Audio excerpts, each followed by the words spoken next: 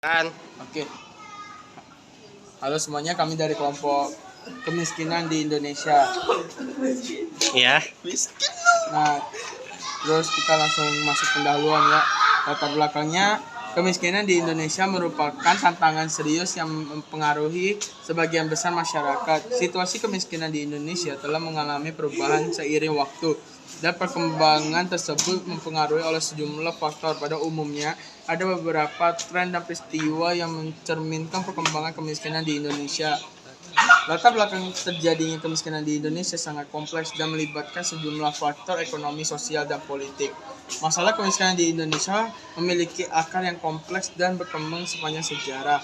Beberapa faktor yang menjadi awal munculnya masalah kemiskinan di Indonesia melibatkan sejarah kolonialisme, perubahan sosial dan ekonomi, serta tantangan dalam proses pembangunan nasional.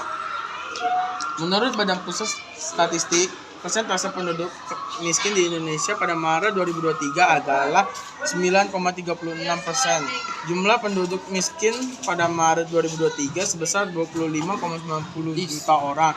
Persentase penduduk miskin perkotaan pada Maret 2023 sebesar 9,29%, sedangkan persentase penduduk miskin pedesaan pada Maret 2023 sebesar 12,22%.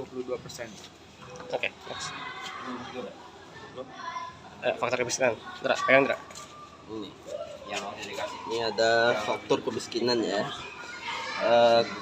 Faktor kemiskinan adalah masalah kompleks yang melibatkan sejumlah faktor yang saling terkait dan dampak bervariasi di berbagai konteks. Faktor-faktor utama yang dikontribusi pada kemiskinan dapat dikelompokkan ke dalam beberapa kategori, yaitu 1. Ekonomi. Tingkat penghasilan rendah, itu yang terkait dengan faktor ekonominya. Salah satu faktor paling jelas adalah kurangnya penghasilan atau pendapatan yang mencukupi untuk memenuhi kebutuhan hidup orang ya, kayak gajinya kecil. Ketidaksetaraan ekonomi.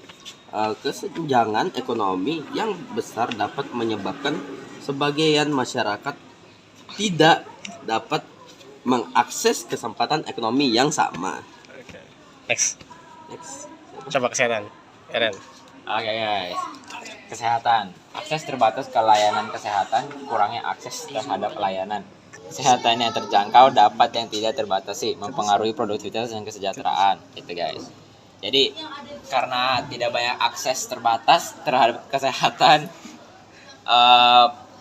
produktivitas dan kesejahteraannya menurun guys. Oke. Habis itu ada lagi gizi buruk dan penyakit menular. Masalah gizi buruk dan penyakit menular dapat menghambat perkembangan fisik dan mental, terutama pada anak-anak nih. Gizi buruk dapat mengakibatkan kayak gini nih. Ya gitu guys. Itu kesehatan. Yang adalah pendidikan. Kurangnya akses pendidikan. Ketidakmampuannya untuk mengakses pendidikan yang berkualitas dapat membatasi peluang ekonomi di masa depan ya guys. Jadi kalau kita sekolah burik, pasti kita bakal bodoh nih. Iya benar. Tingkat pendidikan rendah. Kurangnya pendidikan formal dapat membuat seorang sulit bersaing pasar kerja. Ya kayak gitulah, kalau sekolah burik pasti nggak ada mau yang kerja sama kamu gitu. Oke, next siapa ini? Pegangin dong. Tenaga kerjaan.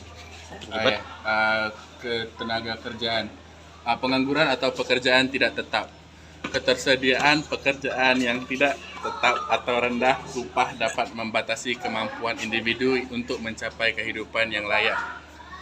Kurangnya keterampilan atau pelatihan, kurangnya keterampilan yang sesuai dengan permintaan pasar kerja dapat membuat sulit bagi individu untuk mendapatkan pekerjaan yang baik.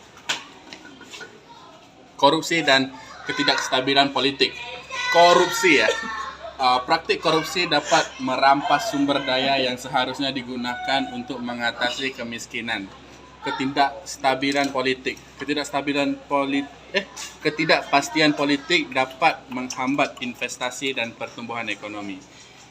Ya, dampak dari kemiskinan. Dapat terjadi kemiskinan. Siapa sih? Udah gue deh. Ini ada dampak terjadinya kemiskinan.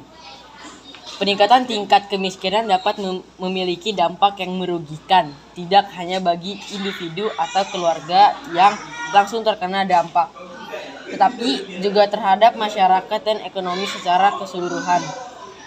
Terjadinya kemiskinan dapat memberikan dampak yang serius dan meluas, baik pada tingkat individu maupun pada masyarakat secara keseluruhan.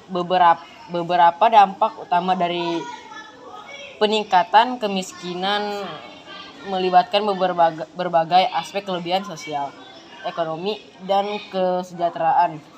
Ada beberapa hal yang mungkin dapat berdampak bagi kita maupun sekitar, yaitu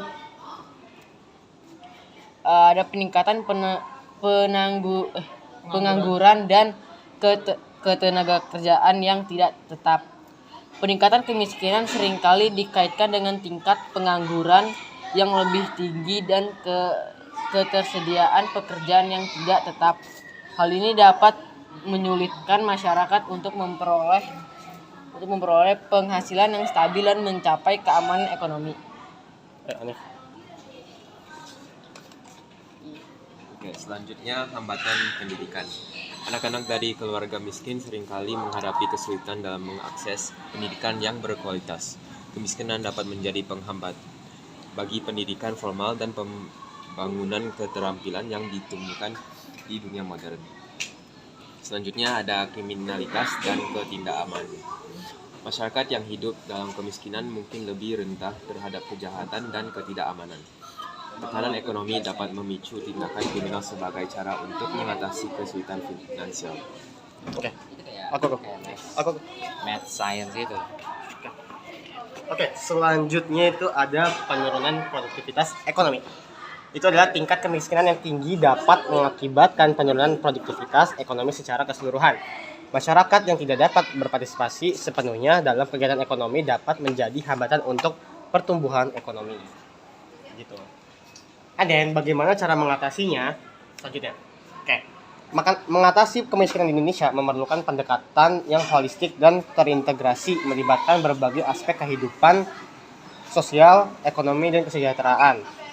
Untuk mengatasi kemiskinan di negara kita sudah memiliki beberapa program yang sudah mulai diterapkan seperti Program Indonesia Pintar atau PIP, Program Jaminan Kesehatan Nasional, Kartu Indonesia Sehat atau JKN dan KIS, dan Program Keluarga Harapan atau bisa dibilang PKH, dan Bantuan Pangan Non-Tunai atau bisa dibilang BPNT.